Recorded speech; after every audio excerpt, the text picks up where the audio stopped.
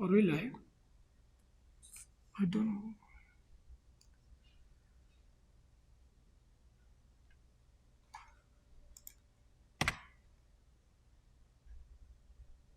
Okay, we are in live. Okay. Good morning, everyone.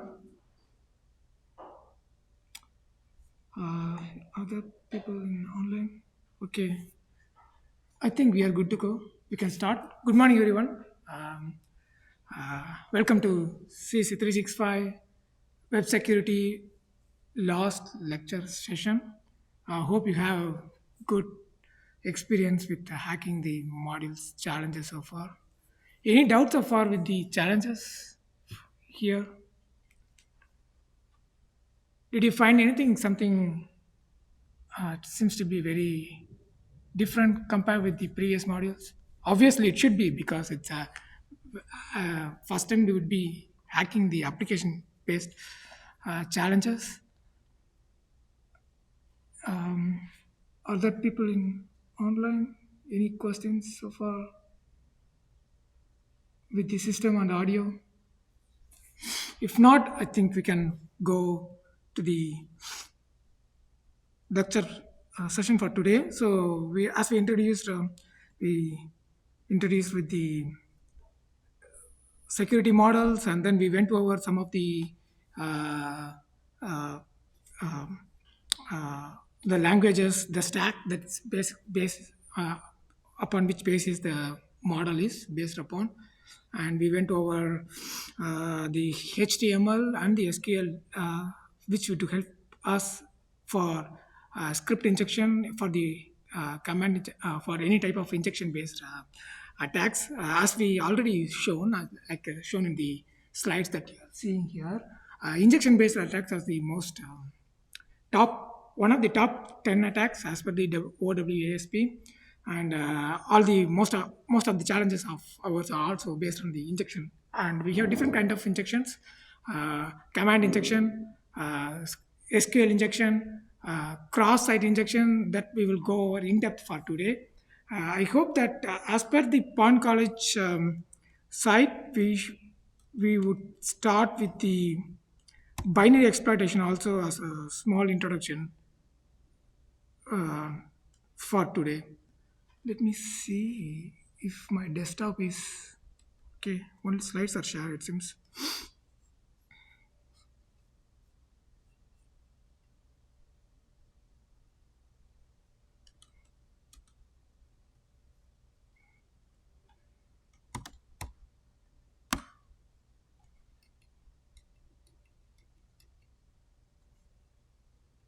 Okay, so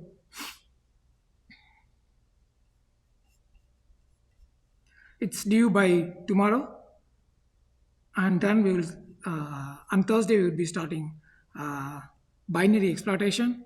And as per the syllabus, it starts today also, it seems. So we can see people are hacking.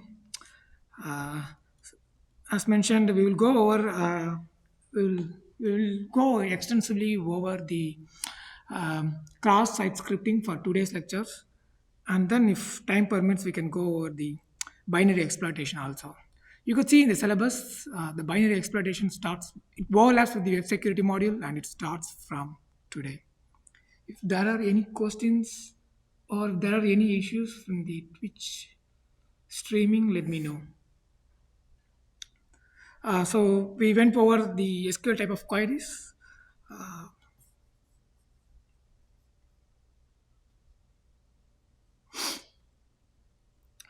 And then uh, we in the last class we went over some of the challenges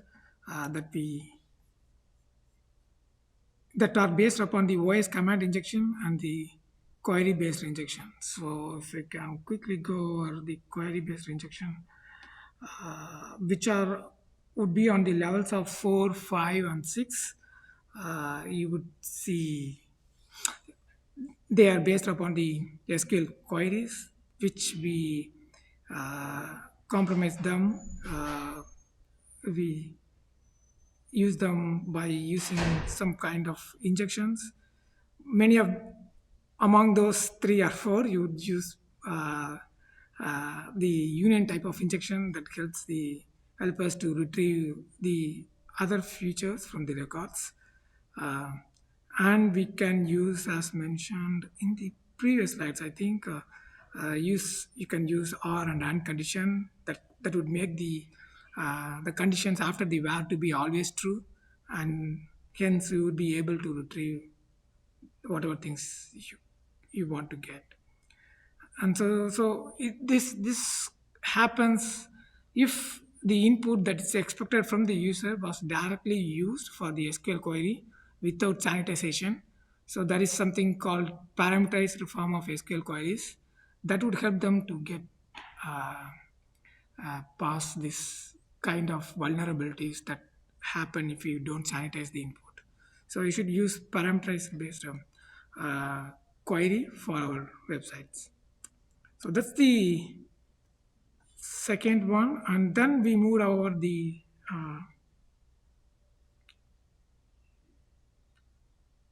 injection that we saw the different types of injection. We saw the command injection, SQL based injection, and then for this kind of HTML injection, which would be the topic for today. It's not reflected.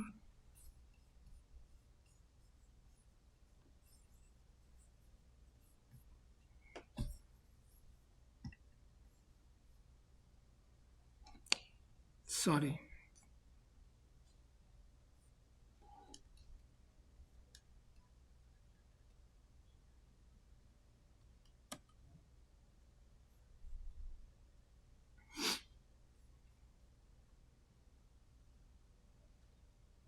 Okay.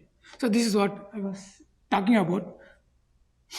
The HTML based or script based injection would be the topic for today's and for the later challenges after the levels from 7 to 14, uh, in which the user would be able to inject script from the client uh, side and exploit the vulnerabilities by injecting the script. That would be the topic for today, that we call cross-site scripting.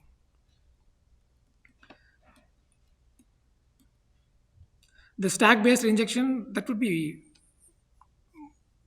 the complete topic for the next module, which is the binary exploitation, which, if time permits, will start from today. Any questions of all? So we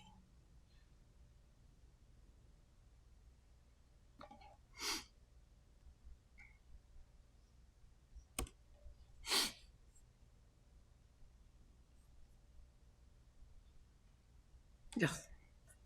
So we saw that we already introduced about the same origin policy. Can anyone just hint about the same origin policy from here?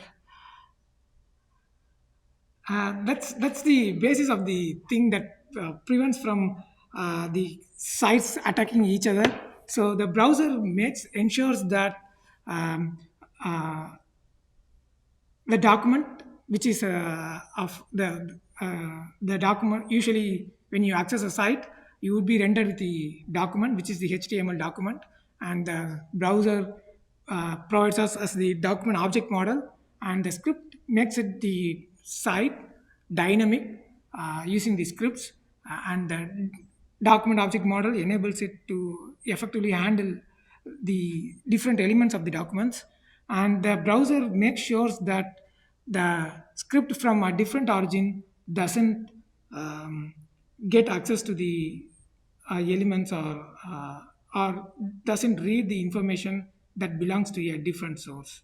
So what do we mean by origin or source? Yeah, so we say that it's so for example here you can see here, this is a image that tries to read from the side red, and this tries to read from the red, and if it expects cookie it won't permit, and if it cookie then it can get cookie.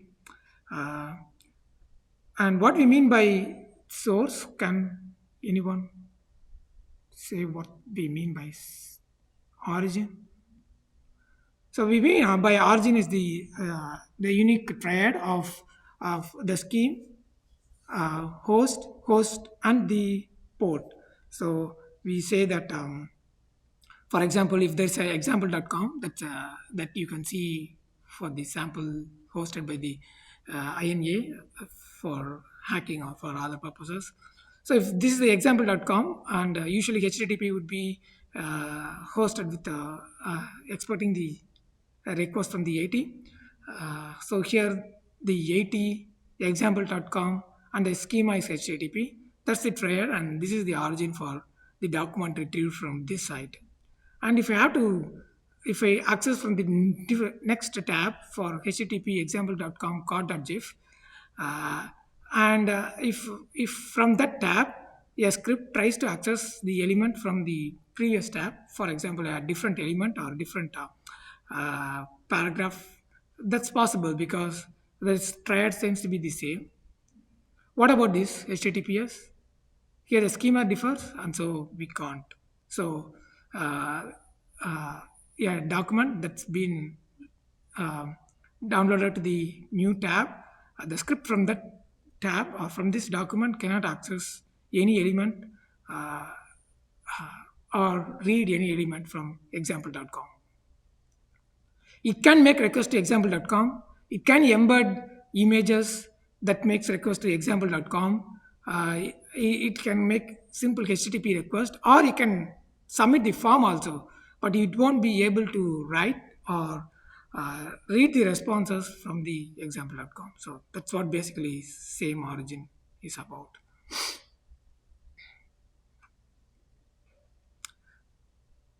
So as shown here, so this HTML embeds are allowed, but uh, the the sophisticated things like asynchronous uh, retrieval of information, that's not permitted as per the cross origin policy. Sorry, same origin policy, and we should also be sure that this is enacted by the site, not from the anything. If suppose if you are visiting some sites from your tool, so for example, from the OS based a different tool that doesn't have the all the policies implemented through the browser, then you can be able to do that. So this is specifically the policy enacted from the browser sites. One second.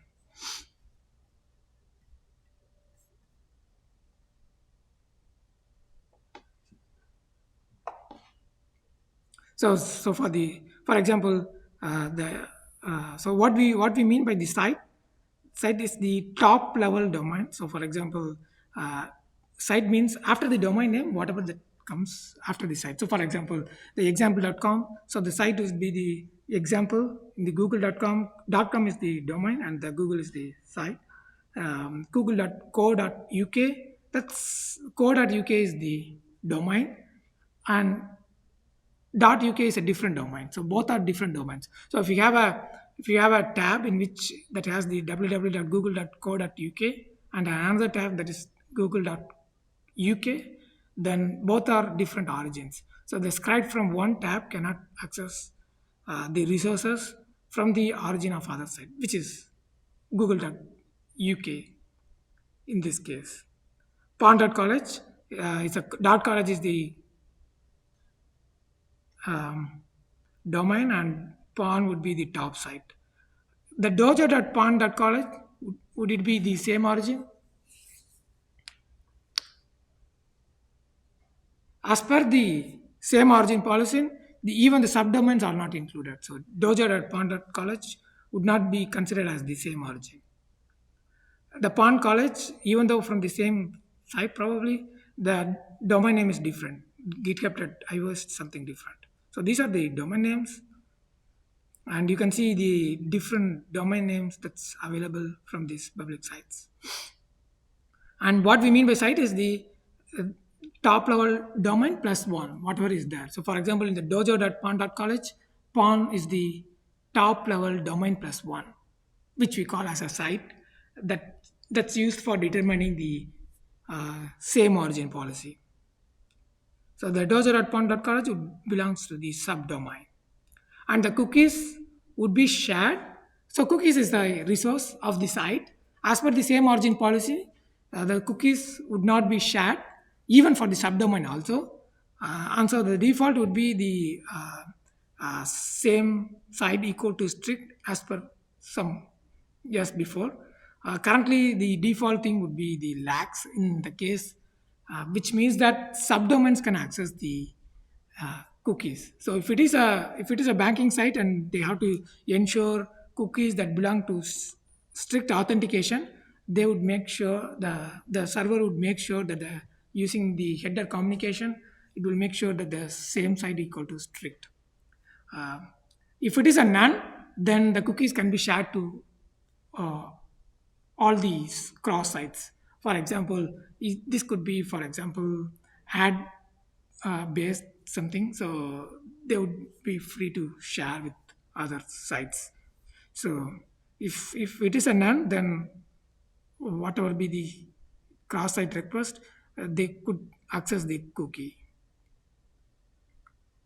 And so if you have sites that are set with the same set cookie is equal to none, and if you have loaded, for example, in another site, the malicious site, then it can get access to the cookies.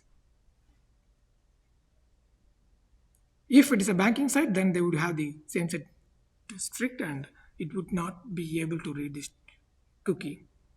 So the domain cookie attribute helps to retrieve the cookie. So in the domain cookie, if it mentions as the subdomain cookie, for example, uh, so then it can retrieve the request. So if we can open,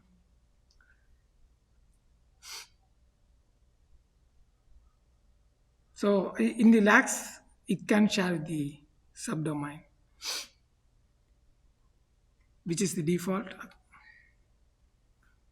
And if unspecified, then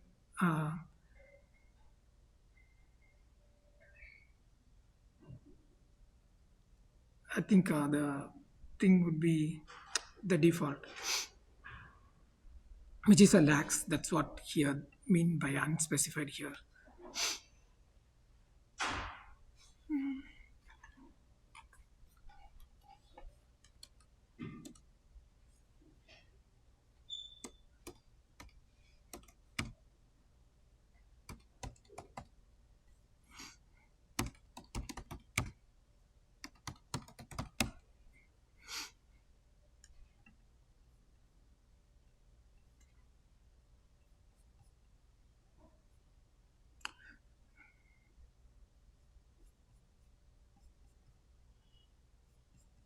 So you can see the empty sites. Was it shown here?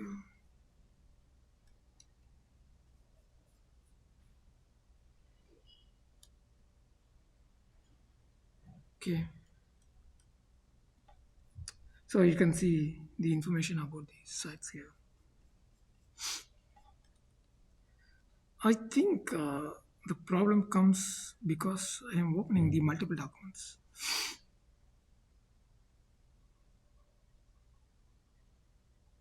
Okay.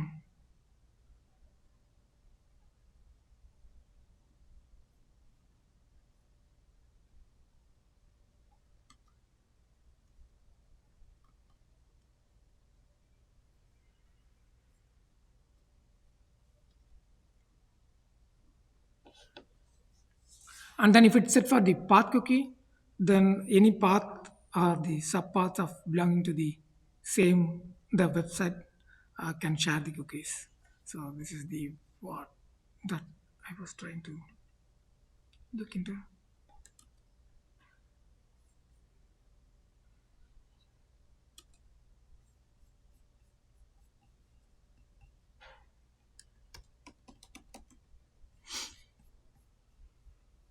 So this is the domain attribute.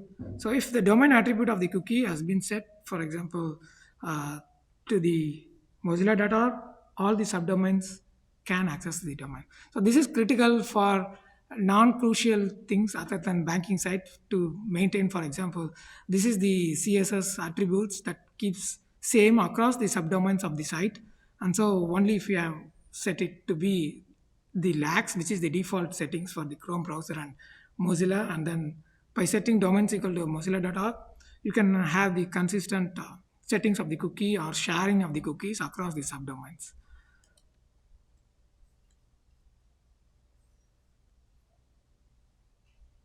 Okay, so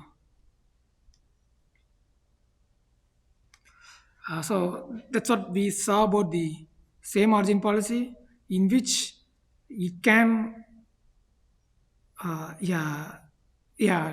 So so the modern web-based application would not be possible if you cannot render, for example, embed different kind from the different sources. That's what makes it possible. So across the same, even on the same site, on the same tab, you would embed, for example, iframes that would be belonging to a different origin. But would that be able to access our sites and cookies? The same site policy ensures that it would not be possible. So this is the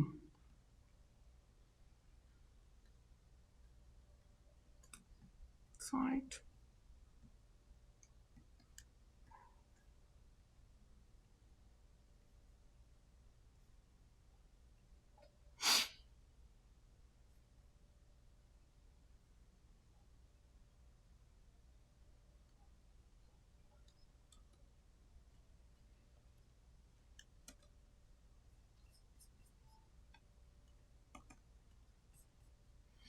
So you can the MDN sites is very good for get to know more details about the uh, cross origin.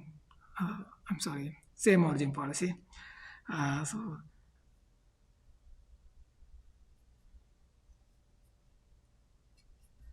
uh, so it lists about the what's the same origin and different origin that we saw here. But the same origin policy, it's too much restrictive in the sense like if you want to embed, for example, a site into your document that's able to access the APIs, uh, you would not be able to do that as per the same origin policy.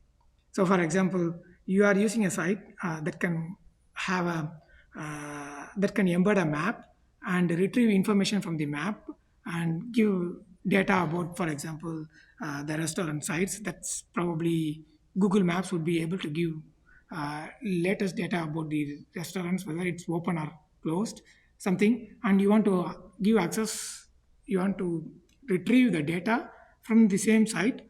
You won't be able to, you can send the request to Google Map, is the restaurant closed or not. You would not get the response back.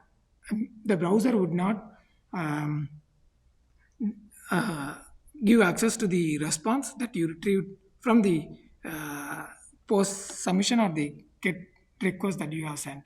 So to enable this kind of communications that can help to make the uh, rich browsing experience, we have the things called cross-origin resource sharing that helps to share the resources across the sites. And how can we share? So the server, this feature, it's been implemented. The server has to enable this. So there would be something called pre-flight request. So the origin, which likes to uh, sh- get access to the shared resource, would before making request, it will send a pre-flight request through options methods, and in the options method, it will show what are the methods that it would use, and it would like to get access to the methods for resource sharing, and the server would respond uh, with the 204 respond with the headers access control allow origin and the methods that are allowed, and with the other headers and credential, which would be used by the source for the subsequent request, and the browser would uh, make give access to the responses received if for the authenticated thing sites that has made the cross origin pre-flight procedure and get access using access control allow origin. So so this allows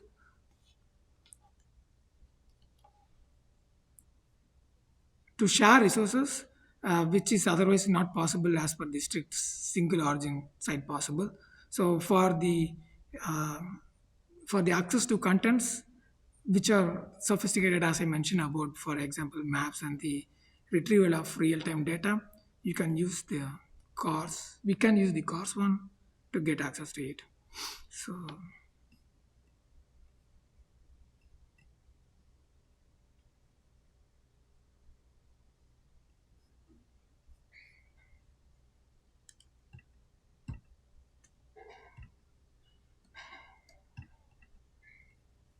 I'm not able to click also,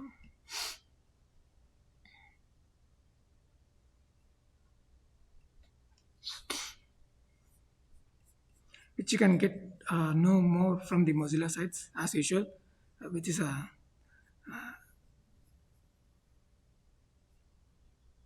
this is often required for us to complete this challenge also. So these are the uh, pre-flight thing that we have to do before,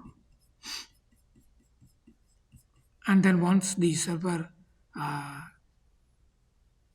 responses with the access control origin headers, the subsequent request can be made, uh, and the browser would give the access to the responses. So this is based upon the course which we saw last week also, last week itself. So as we saw, the the the cause and the same site policy ensures the that otherwise malicious sites can't get access to the resources from the another sites and makes it secure. Uh, and there's an and we saw the injection. One of the injection is the cross-site scripting.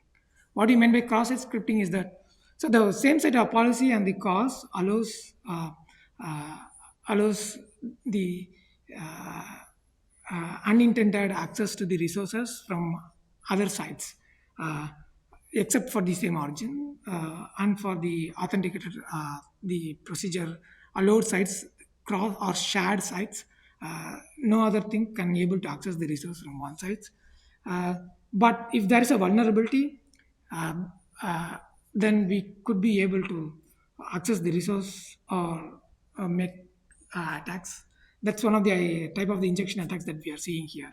So if the injection is like we saw OS type of attack, so if the server uses, for example, shell script or some OS commands to uh, get information by calling the spanning the shell, we use the OS type of commands. And then the SQL is also a typical from the server side of attack, in which the server will have an OS database to have the persistence to give stateful experience of the application. And this is another type of injection the in which the script, Java-based script, that's part of the HTML document that makes the web page dynamic. Uh, the attacker would be able to inject some script and forego the safety things with the applications. So that's what the cross-site scripting means. So it's a broad domain that can include different kinds of all many different kinds of attacks. So as we see here, as the definition from the OWASP, um, it's about injecting the malicious script to the otherwise benign and trusted websites. So the flaws comes usually based upon the input from the user. So, like in the OS command and the SQL, it expects something, and then like in the OS command, uh, we the input contains command or code instead of some data, and it gets executed, and the attacker is able to get hold of the application. We'll see some of the examples, and I assume that you have already gone over, since it's tomorrow would be the last date for the for this challenges. You might have already gone over the SQL type of attacks. So today we'll see for the cross-site scripting attack. So as you see here, because as per the thing, since the browser thinks that the script comes from the trusted source, that means the same origin, can access to the malicious script can get access to cookies, session tokens, or otherwise sensitive information. So this is not something. Uh, this is not something based on same origin policy. It's happening beyond the protection from the browser using same origin policy. That's because the otherwise trusted website, the user inputs uh, scripts that's not as expected, and compromise the website, which is otherwise benign and trusted website. So that seems to be not good, but the Wikipedia definition seems to be very good in the sense it's about the client side script, not the SQL or OS type, which is a server side script, and to bypass the access control of the same origin policy. So it clearly defines the definitions that we already went through, or the slides that we hosted, which mostly contains about the same origin policy and the cars. The cross-site scripting will the problems will be based upon the cross-site scripting.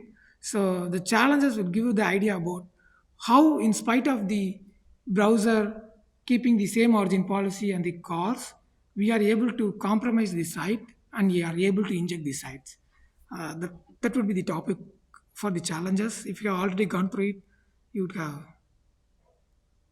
already get an idea about the how bad the cross-site script would be. So and these are the type of the cross-site script. There are much more if you can go over the OWASP site. So for example, these are the most common or popular the cross-site scripting. The first one is the reflected, in the sense that the script get executed, for example, in the client side, and then it's reflected on the client side alone, the user script alone, front end alone. Stored one is that the script gets stored in the database, and hence it's, for example, it gets reflected, or it's been transmitted to all the users across all the users that can log into the that can access the server. DOM based thing is also a similar kind, which you can go over by visiting the OWASP site. And there are many more type of script are also there. And I think challenges covers some of the cross-site scripting. If we can go over, for example, some of the colleges. Once again, let me cancel. Let's go over the one of the challenges that would give some idea on the.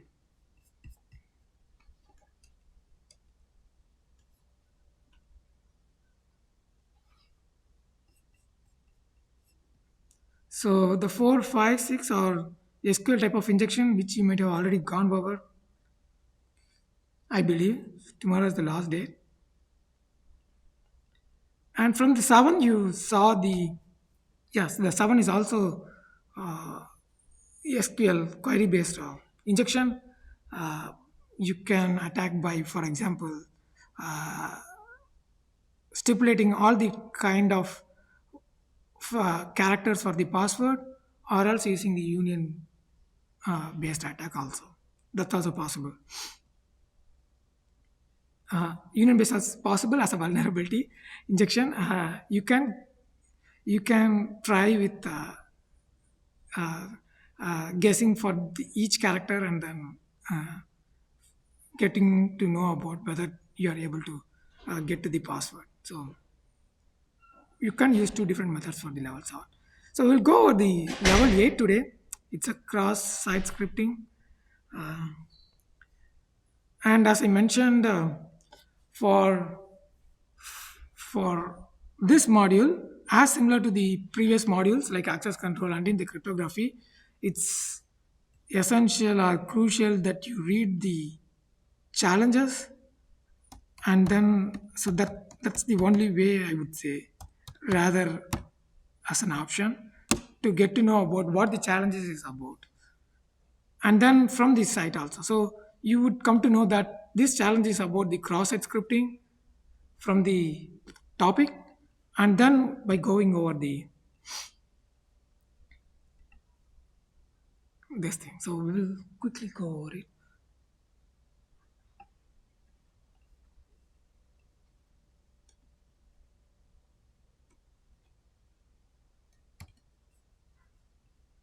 I think I have saved in my local thing.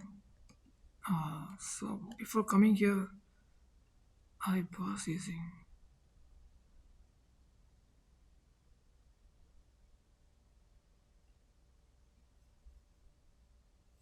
So today,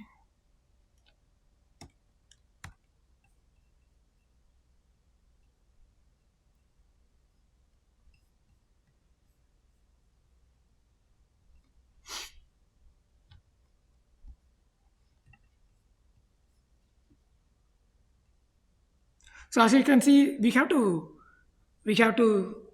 so this challenge would be about cross-site scripting that we saw from the topic of the challenge, and so we will know that the method would be cross-site, and our objective is to capture the flag. And we can see here, how can we go to, we know that flag would be usually in challenge and then the flag.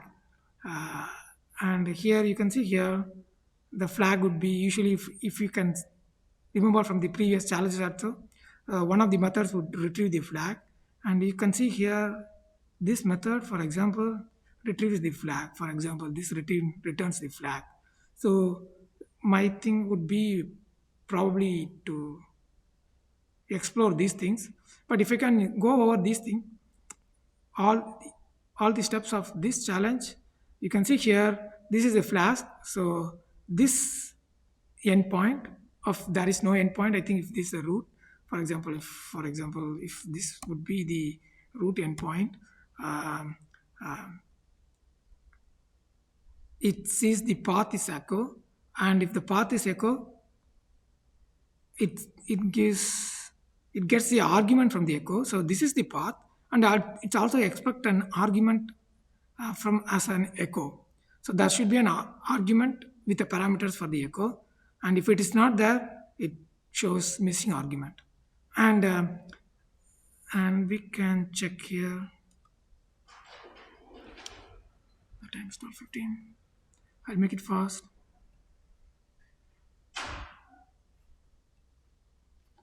So you can, so this, I use the browser to give an idea about how you can relate to the real-time world. But usually as a hacker, I expect that you would usually use um, curl or python request, or other similar packages. So for example, uh, network. So challenge.localhost 80, and then it expects, for example, if I enter here, there is no I believe that I have already running the thing. Yes. Okay, I'm running the thing. So the flask would respond for valid one. It's not responding because there is no path endpoint given for root folder, but it casts the path for echo. So I can say, for example, sorry,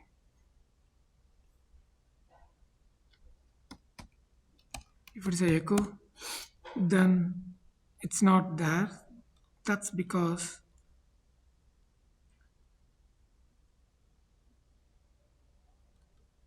it should.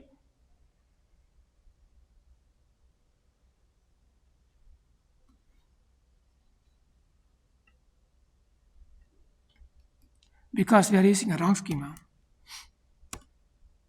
So you can see the missing echo argument. Hope it's clear in the onset also.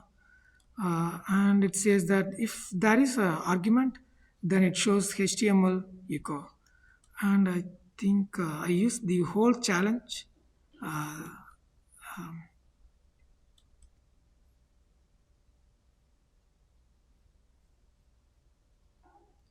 I copied the whole challenge to be able to see in my IDE.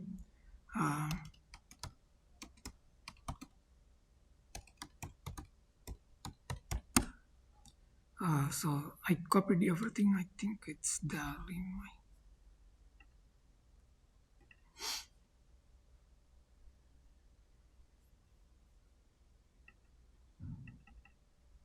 So the HTML would just render the whatever that we retrieved. For example, that's retrieved on the here as an argument. It's just rendering it. So that that I understand here from here. So if echo equal to with valid parameters,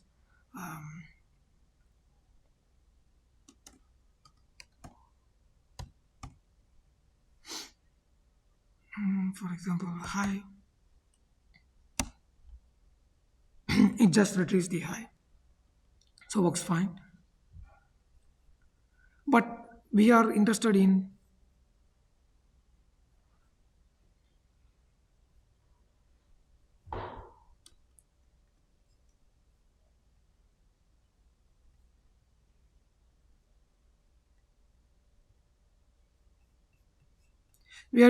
retrieving the uh, flag which is here.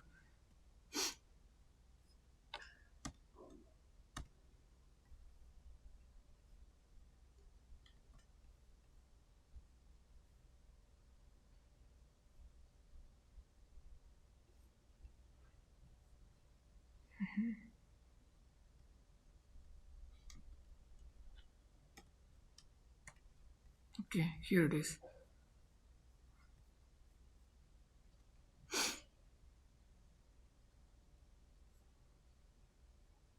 So we are interested in retrieving the flag here, and it seems that this flag is returned for this request path. So only in the visit path you are able to retrieve the flag, and it says that it's expect an URL. So it expects the argument for URL, and then if the URL is there, it seems if there is no URL, and it passes the URL and checks that if the URL is the challenge host. So it seems that if there is no URL, it uh,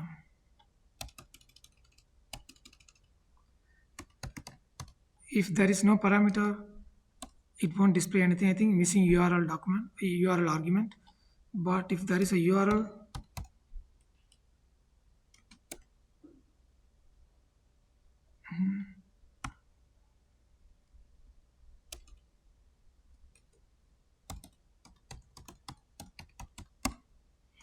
the host name should be challenge.host. So that's what this represents here.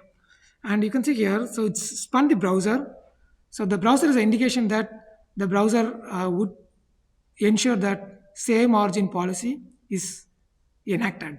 So it follow the same origin policy across all the things, and if it is of the challenge.host, then uh, it it returns the flag. So I think if I just visit the site, this simply retrieves the flag.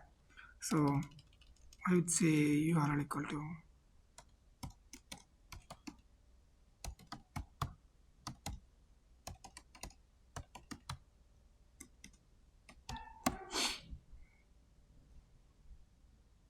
no.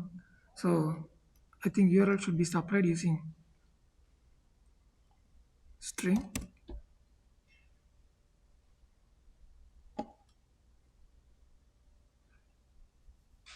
You can see from the here.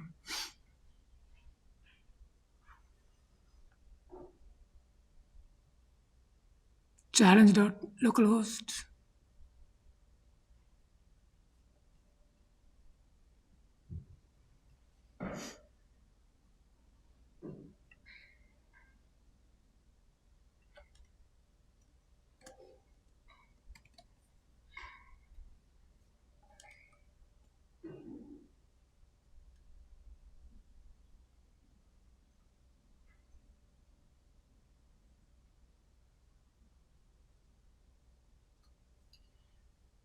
It's not working. So why? Can anyone suggest why it's not working?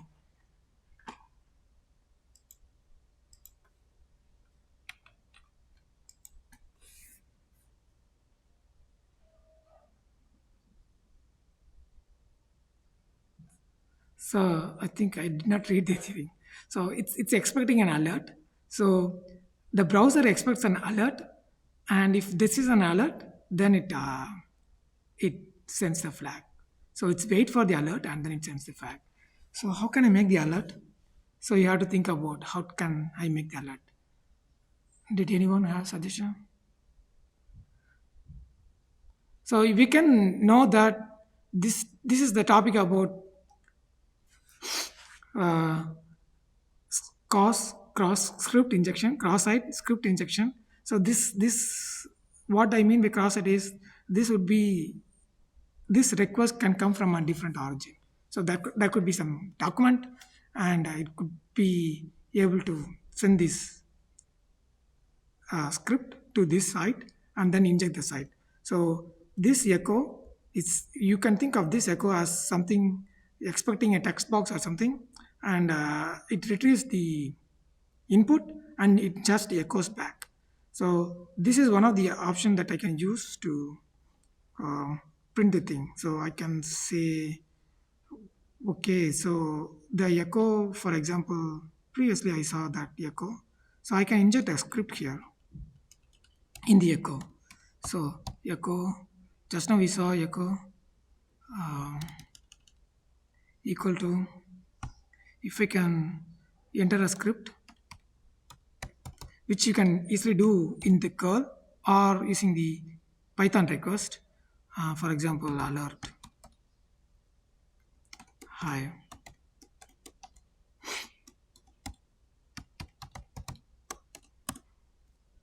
So you can see the alert high is coming here.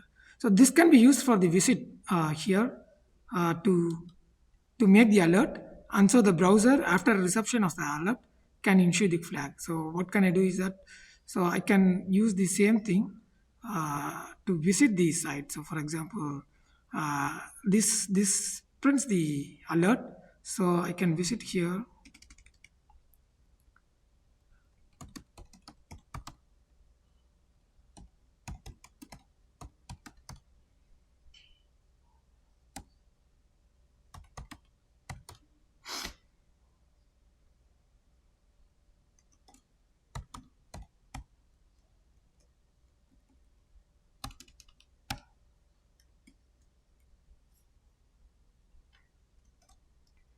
To make an alert, and the browser will respond. Okay, challenge localhost.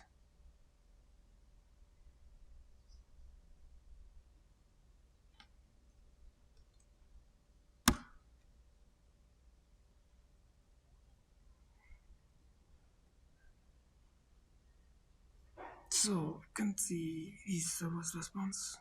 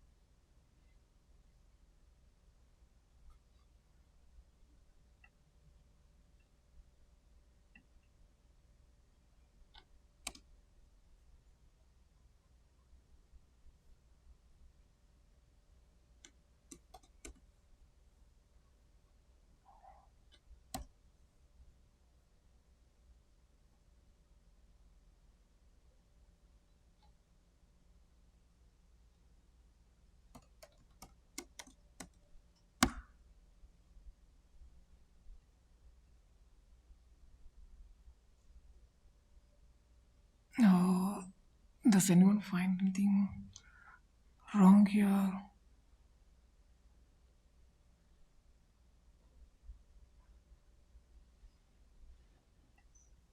I can see.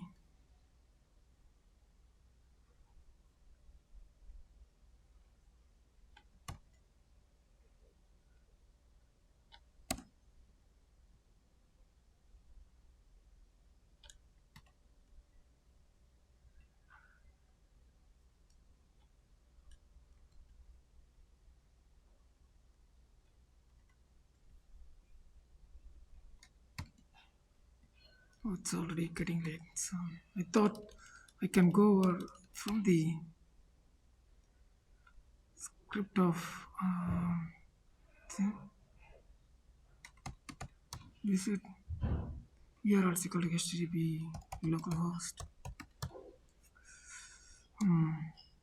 80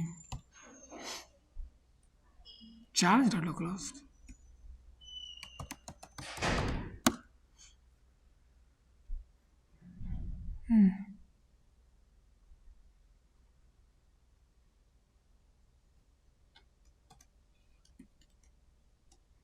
Let me see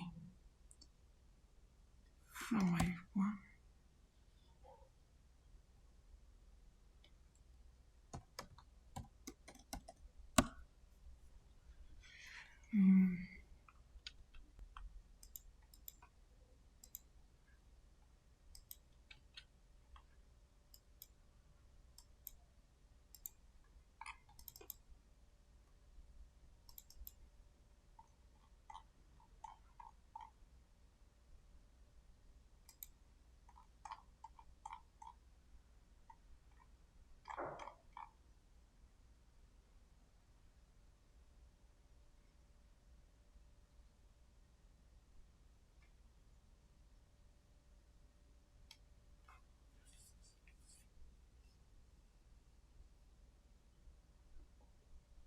I think surprising.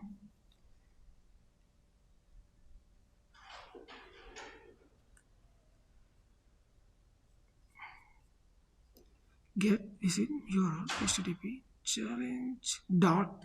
So did I miss dot? Okay.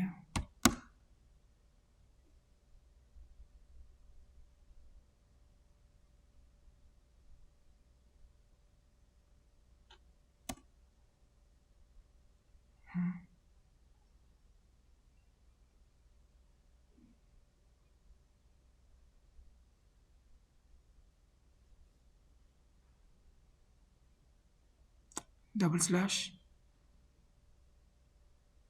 That's the advantage of using Python. Request this that will take care of everything. So we should not use browser.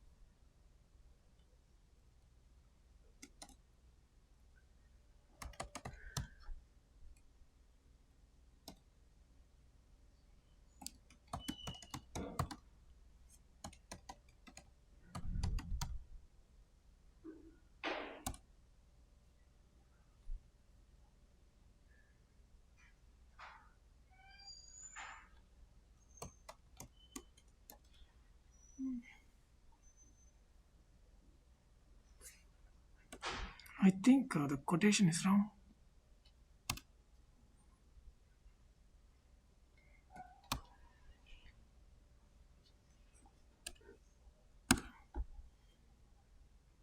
Okay, so it goes.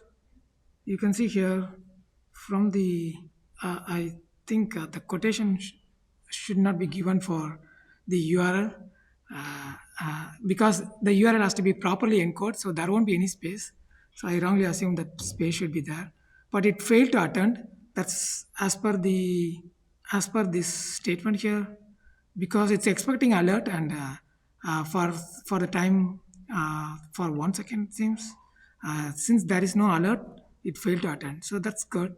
So we can make it like we saw, echo equal to the script that we scripted for previously. So that's that. Here the scripting comes. So we are injecting a script, alert hi.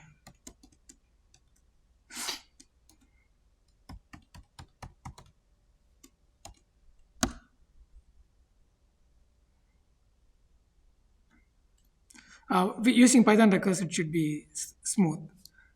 Sorry about it. So the request could be probably from a different site, in which from the same site in which you are embedding the script is malicious content or a payload, but it's get injected in the same origin request.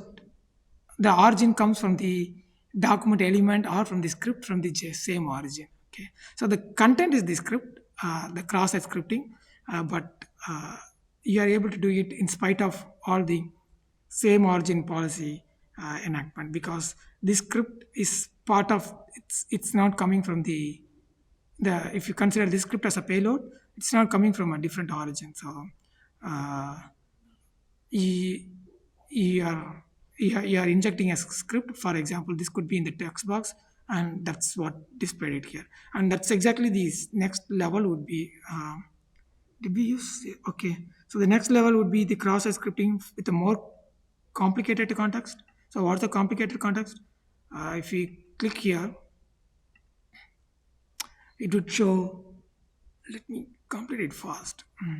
It will show that as we entered as a parameter, for example, as a path parameter, for example, in the echo in the previous challenge, this challenge it will use, for example,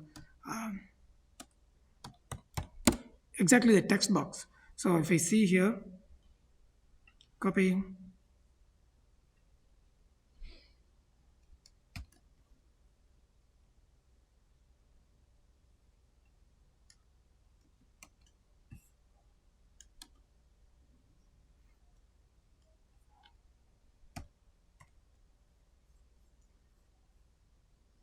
it would be the same as you can see here, expecting and everything. So what would be the difference that you can see here, like something like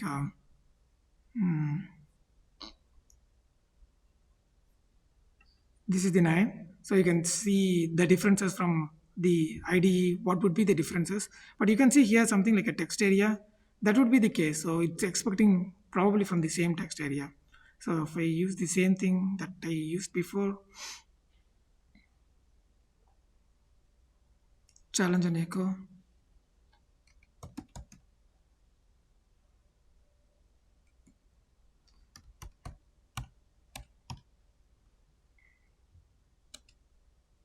Echo.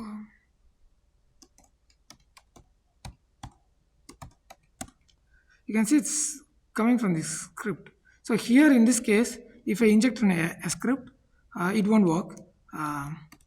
So if I inject as, for example, script, the script would be accepted as a text and it won't run for inside the text. So that means it's already somewhat sanitizing the input. It takes it uh, as a so previously we just inputted alert high, and on the last challenge it immediately show a box, but you would find that it won't show because it is taking it as a text. And so how to go over this thing, the script, that would be the challenge for this one. So this considered as something as a as a string. So how to bypass this thing, that's the challenge for this thing. So we already saw this. So how to bypass and then make the script executed as a script but not as a string. And I think you can get help from the Sense AI. So, for example, I asked the Sense AI how I can script. It gave somewhat direct answers or something like that, but you can't expect it for other challenges also. But it's really helpful to use the Sense AI because it also you would ask you would make you think in different directions and then you make a prompt in different ways and it won't give you direct answer, but for this probably you can get, for example, how to get over this text box, but that's the challenge here. So how can I make it get over this text box and then make this script executed as a script and hence able to pass the alert that it's expecting and then it retrieves the flag. Any questions so far? So I think I didn't see the Twitch.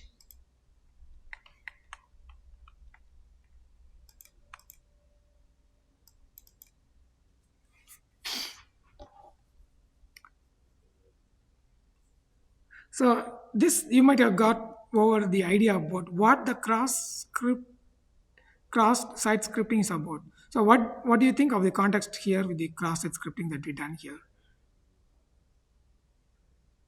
So we are injecting the script exactly. So this could be something similar to uh, the cross-site scripting that we are referring that I referred into the site here. So here it retrieved the flag.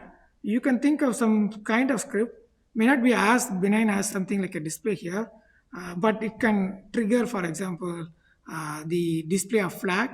It could be as malicious as it is. So here it waited for the alert because the creating an alert would be the simple for the students, but it basically a script so that that script can trigger and you can do something malicious as such as revealing the secret and other things. So this probably would come what kind of the thing that this do you think would belong to the type that we shown here. So this kind of injection that we did would be a reflector script because it reflects exactly to you, like in the echo. So it would be of type reflected cross-site scripting. If you go over the challenges for the next one and all,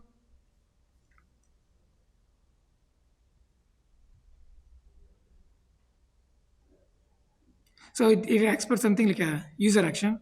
Uh, what's the time now? Yeah, we can quickly go over it. So the user action would be.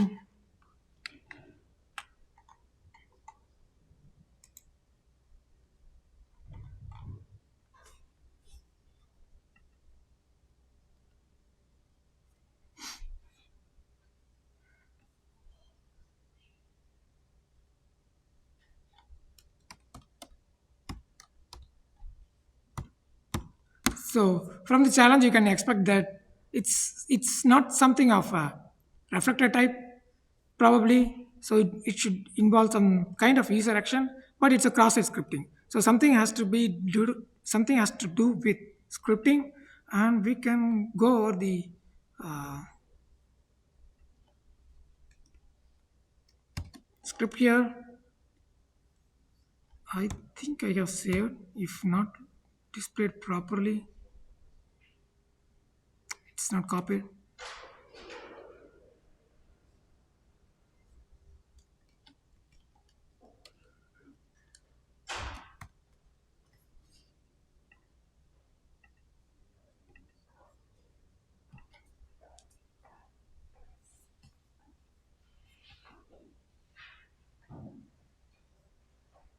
So you can go on here. So it says there is a path called login, there is a path called leak, there is a path called info. I think the simple one would be this, I think, and the 11 and 12 would be somewhat more advanced than this. So probably we can go over this quickly and then we can go over it. So you can see here there is a path called login and you can enter login and it's expecting something from the form. So and if the path is leaked, and if the and it says it sets the session here. So anyone has any idea, probably in the online also, what actually it does for this?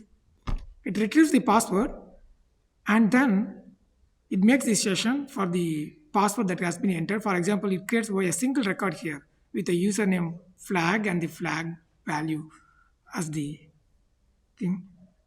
Here, it's the session has been created. So the session would be used for the authentication in the subsequent any kind of further endpoints, and then it redirect here. So what do you think of redirect would do here?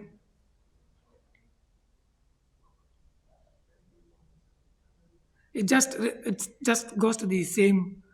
If the thing is correctly entered, probably it would enter the form.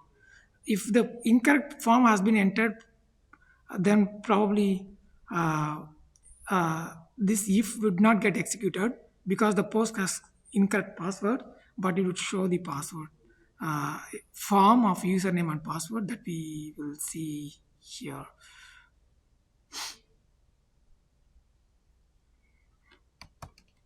So this is the root, and if we use login, you can see username and password.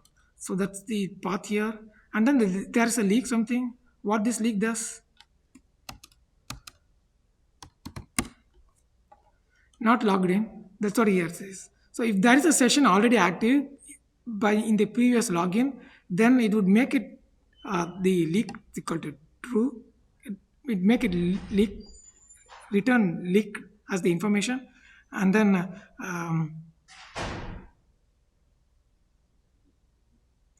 it sets something called leak equal to true. So that would be the important one. But we are really crucial, interested in where the flag would get displayed. So you can see here that the flag would be retrieved probably.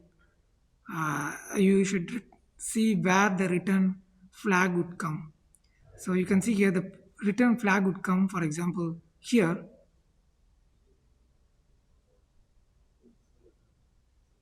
and it will retrieve, for example, the user from the info here. So the password would be retrieved as a user of the password. The user is retrieved, but depending upon the so if this info has been passed,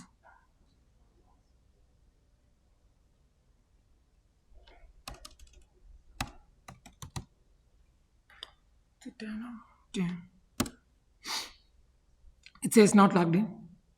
No, I think.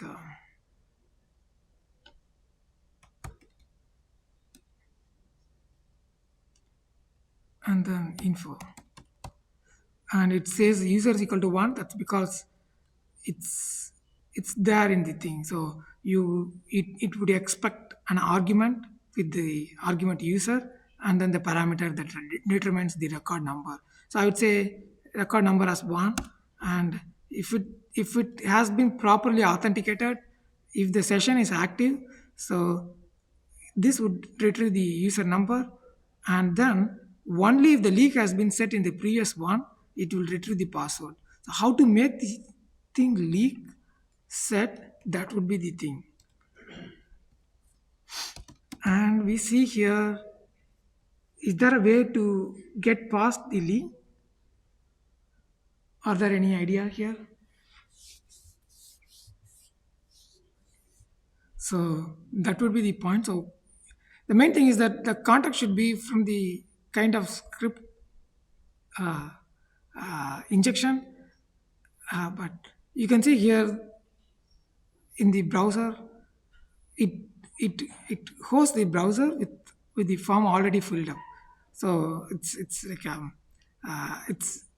it's the challenge simulates of the real time in which once the user has the provided the field of visits, it's sends out using with the form filled up, with the form already been assessed, with the form already been in the session of flag, being as though it's been already logged in, and then it submits. So this is the crucial thing that you can use to determine to hack for this challenge. And the subsequent challenge also would be of the same thing. So if I can visit this from the visit, so this visit actually visits the sites of the URL.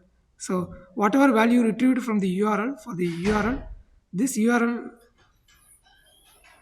it uses the form of a login and then visits the URL, browser.get URL. So if I can use this URL in which it sends the URL with already logged in, and I go to leak using this URL, then I would retrieve the flag.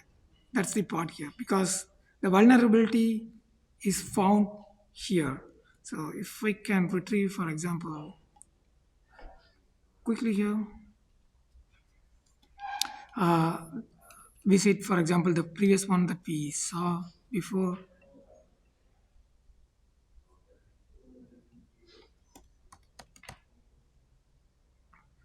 with with URL, the challenge host.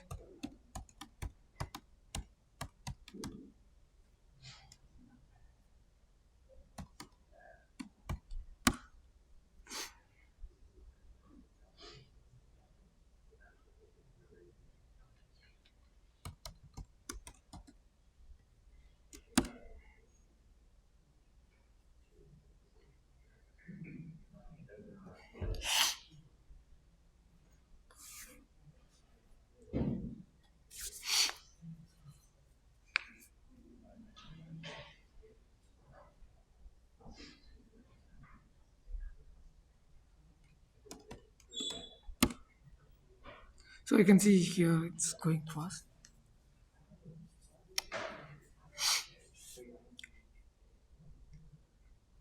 and we are expecting something of successful URL visit. If it visit successfully the URL, then we see visitor here. So we expect visitor to become. So it visited the URL, and so we are sure that this leak has been visited, and so this leak would be set up here. And then if you pass, for example, the info,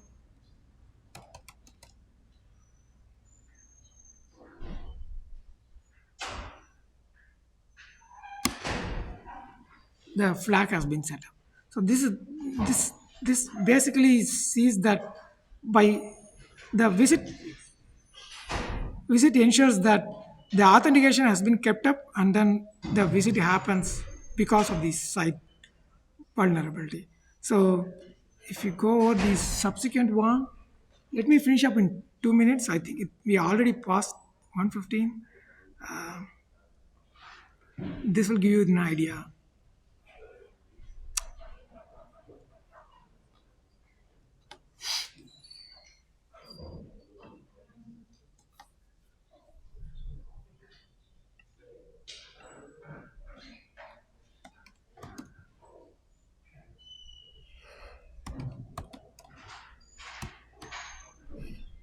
Or else I can go over the thing here.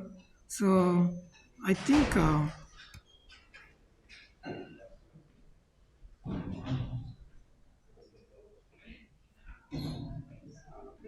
have it here 11 probably.